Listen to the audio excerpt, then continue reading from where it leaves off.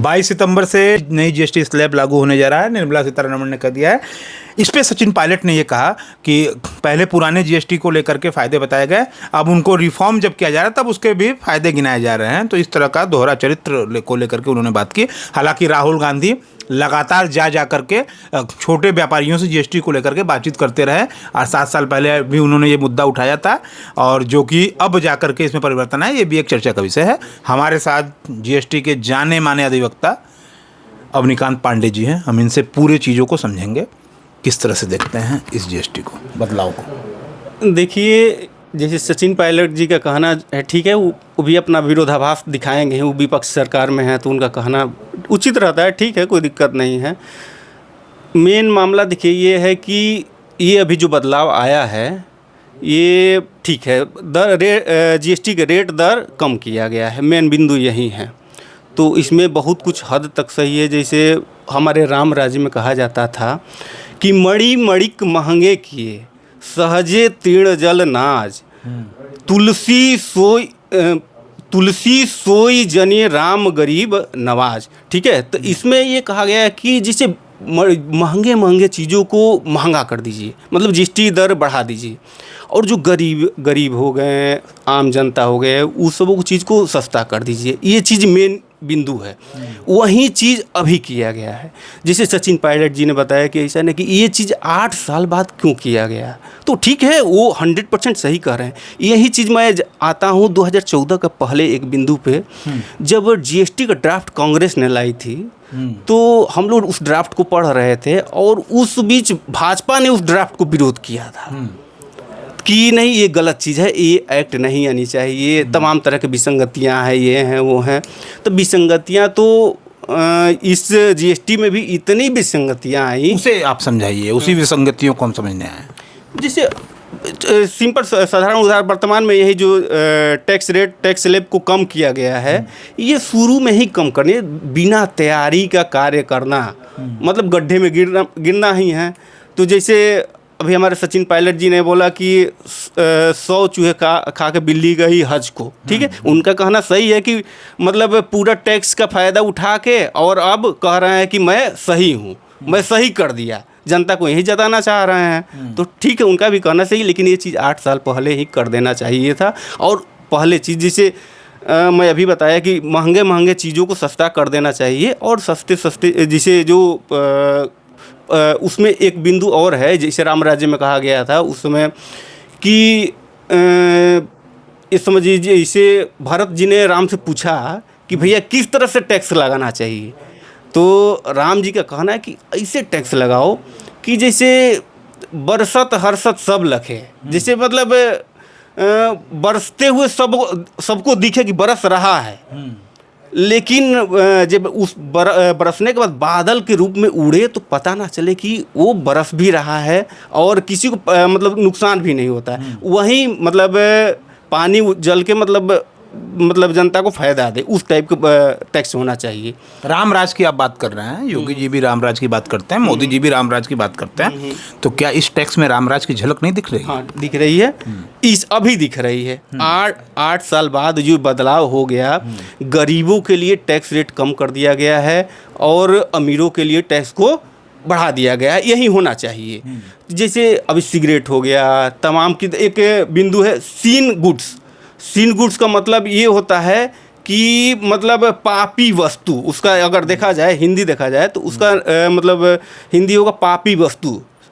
तो पापी वस्तु का मतलब कि जो जनता के लिए हानिकारक है, नुकसानदायक है, उस वस्तु पर इतना टैक्स बढ़ा दीजिए कि यूज जिसको करना होगा या तो बहुत अमीर हो वही कर पाएगा, और जो बहुत गरीब हो वहाँ तो पहुँच ही ना पाए। तो हानिकारक के लिए क्या ज़रूरत है भाई सस्ता करने का जीएसटी? लेकिन उसमें अभी भी मैं देख रहा हूँ 40% तक ही है, उसमें हमें तो लग रहा है कि 200% और बढ़ा देना चाहिए था। आम आदमी पे क्या प्रभाव पड़ेगा? जैसे सीन गुड्स, जैसे पापी वस्तु जो कहा गया है, उसका हिंदी पापी वस्तु होता है, तो उसके लिए आम आदमी पे सही प्रभाव पड़ेगा, क्योंकि और सरकार पे भी सही प्रभाव पड़ेगा। गुटखा सिगरेट तंबाकू की बात कर रहे हैं। गुटखा तंबाकू हो गया, जुआ हो गया, तमाम चीज़ें इस टाइप की चीज़ें हैं, बहुत सारे आते हैं। तो वहीं आम आदमी पे अच्छा प्रभाव पड़ना चाहिए, और अमीरों पे जो उसका गलत फ़ायदा उठा रहे हैं उस पर गलत प्रभाव पड़ना चाहिए। यही चीज़ है। लेकिन विपक्ष को के ऊपर ये आरोप लग रहे हैं कि गुटखा पे जो जीएसटी बढ़ा दिया गया है उससे कांग्रेस नाराज है।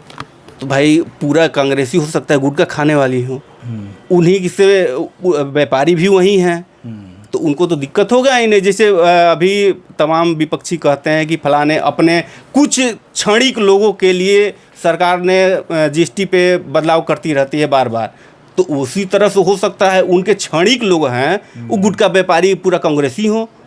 मैं किसी पार्टी पे भी कटाक्ष नहीं कर रहा हूँ, लेकिन हम जैसे उनका कहना ऐसा है तो मैं बता रहा हूँ। लगातार आप हमारे शो में आते रहे हैं, इससे पहले भी आए हैं, उससे पहले आपने ये कहा था कि जीएसटी के को बड़ा समझना बड़ा जटिल है, कभी कभी तो हम लोग भी नहीं समझ पाते हैं, तो इस बार ऐसा क्या है? देखिए ऐसा नहीं, बहुत कठिन नहीं है, बहुत सामान्य है जीएसटी, लेकिन सरकार उसको तैयारी के तहत कोई कार्य नहीं करती है। अचानक जैसे कुछ क्षणिक लोग, जैसे 10-15 ठे इनके सीए हैं, अपने तो जीएसटी काउंसिल में किसी अच्छे वकील को रखे ही नहीं हैं।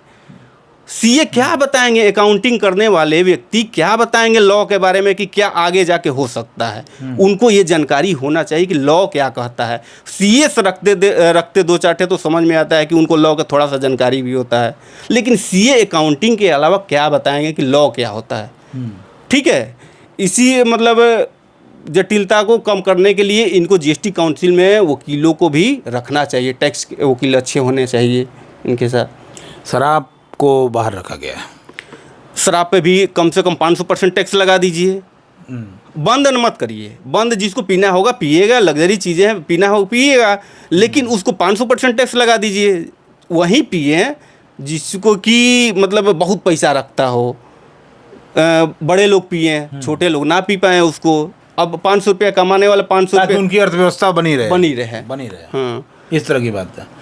और तमाम ऐसे सवाल ये उठ रहे हैं कि 8 साल पहले जब राहुल गांधी चिल्ला के दुकानदारों से मिलते थे, छोटे छोटे दुकानदारों से भी मिला करते थे, बार बार सरकार को सचेत करते थे, सरकार इतनी देर बाद सरकार की ने क्यों इस पे वो किया?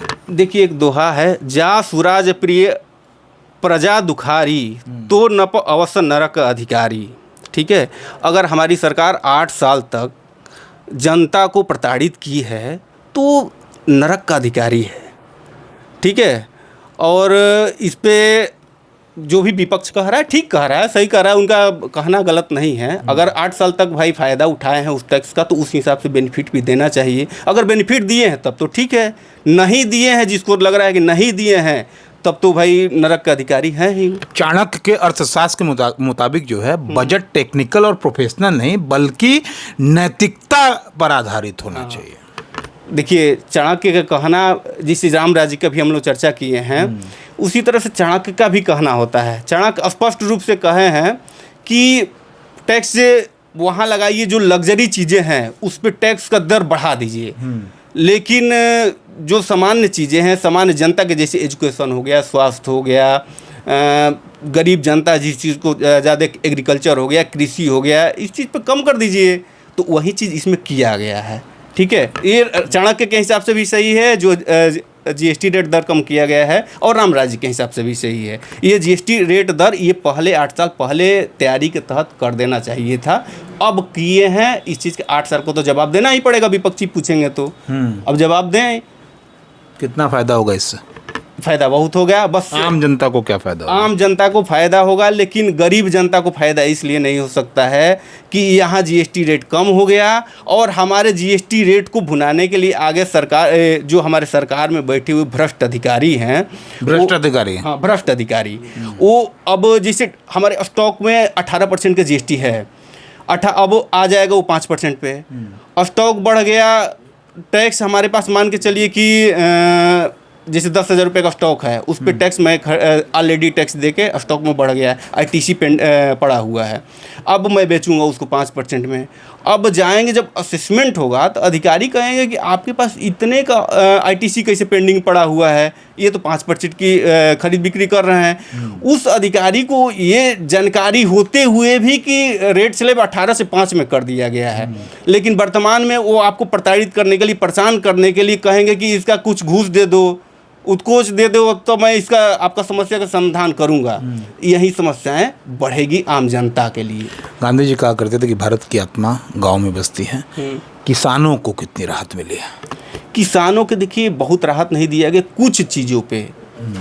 आप समझिए कि टैक्स रेट कम किया गया, ना कि किसान के सभी वस्तुओं पे कम किया गया है। अब जैसे ट्रैक्टर हो गया, ट्रैक्टर पे 18% करके 5% कर दिया गया है। अब हर किसान के पास आज के रेट में ट्रैक्टर नहीं है, ट्रैक्टर नहीं खरीद सकता। छोटी छोटी चीज़ों पे जैसे जो मतलब यंत्र में भी जो किसान के छोटा छोटा यंत्र होते हैं उस पर एकदम टैक्स फ्री कर देना चाहिए इनको। जनता को क्या मैसेज देंगे? जनता को मैसेज देंगे कि जैसे ठीक है अभी वर्तमान में जो संशोधन हो गया ये बहुत बढ़िया है, बस ये है कि भ्रष्ट अधिकारियों से ये संशोधन पे गलत प्रभाव ना पड़े, बस यही। ये थे हमारे साथ अवनीकांत पांडे जी। जीएसटी पे हम लगातार चर्चा बने हुए हैं। देश की बात के लिए एडवोकेट अवनीकांत पांडे जी के साथ जितेंद्र यादव, धन्यवाद।